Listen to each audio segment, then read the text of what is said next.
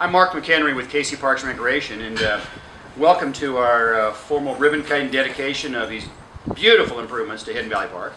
A little context of history, it was 25 months ago, actually on the 4th day of April of 2013, we stood at the top of the hill and we had a groundbreaking for this park. So as we've progressed, we've moved a little bit west, and we've dug a whole lot more than just a couple shovels we did on that morning, and really changed the landscape of this beautiful park. We have several folks that are going to address you this afternoon, and I'm going to start out with Mr. Dave Mecklenburg. Mr. Mecklenburg is a member of the Board of Parks and Recreation Commissioners, and also he is speaking today on behalf of the Northland Regional Chamber. Dave Mecklenburg. I'd like to thank the staff who works out here, who's going to be maintaining it. I think it's a tremendous asset to this area. It was something that was much needed in this part of Kansas City and Clay County. And with that being said, I want to thank you all for being here today, and just hope you can enjoy the park. The activity in here with people walking, sitting on the benches is going to keep the bad elements out of it.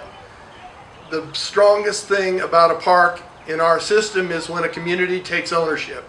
And I know that's going to happen here, so this is going to be a tremendous asset to the area. Thank you very much. It is gratifying to be here, because for a time I didn't live too far away from here, and I can tell you, and you can just see the kids who are coming out to tell you how important of an amenity this park is and has become and will continue to be. The reality that Keith so eloquently pointed out over and over and over again about the thousands of people who moved in around here and who needed an amenity like this one, well, you can just see how right he was then and how wise of an investment that we have made now. Not the least of which is, on a cloudy day like this, I'm really glad we popped for $250,000 for the shelter, so I'm really happy about that. Not that much, was it? Move along? Yeah. Most of all, when I look at something like that, I have to think of my good friend Keith Nelson and what he's done. And what did he do? He became an advocate for this community, and he came to us not once, not twice, but 4 times to say we need more PIAC money for that park. And we accomplished it 4 years in a row. And not only did he come to us and ask for parks, he came to us and inspected as we went along, and if we made mistakes, he said, look at that. Help the staff correct mistakes before they get worse. So this is a real achievement. If every neighborhood had a Keith Nelson, this would be a great, great city. Thank you. My dad and his business partner donated this ground many, many years ago. And he would be so proud to see this park in the condition that it is today. He'd be even prouder to see the kids playing on the playground, because this was a dream going back 60 years. But he had the vision to know that someday this would be a beautiful place for a park.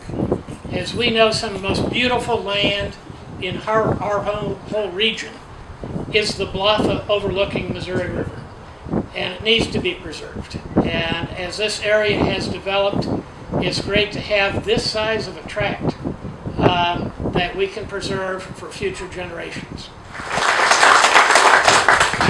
I don't know if Keith knows this or not, but when we talk about Hidden Valley Park, we say that Hidden Valley Park actually has a mayor. And the mayor of Hidden Valley Park, Keith Nelson. We spend a lot of money trying to attract businesses to come to this town. Yet sometimes we're a little shy in supporting businesses that come to this town. But you just think about the apartment complex to the east, over here to the west, and to the north. This park helps attract good neighbors. It's an asset now that helps those housing developments. We have 4plexes down here the same way. It is something that when someone wants to move into your neighborhood, they want an asset like what we have here. So as you know, there's a flying disc course within this park, and so check it out. And that's a big addition. And then the rest of the park, as far as improvement, it's kind of easy to see it all. We're right here. We're seeing a shelter. We're seeing picnic tables. We're seeing barbecue grills. We're seeing a playground.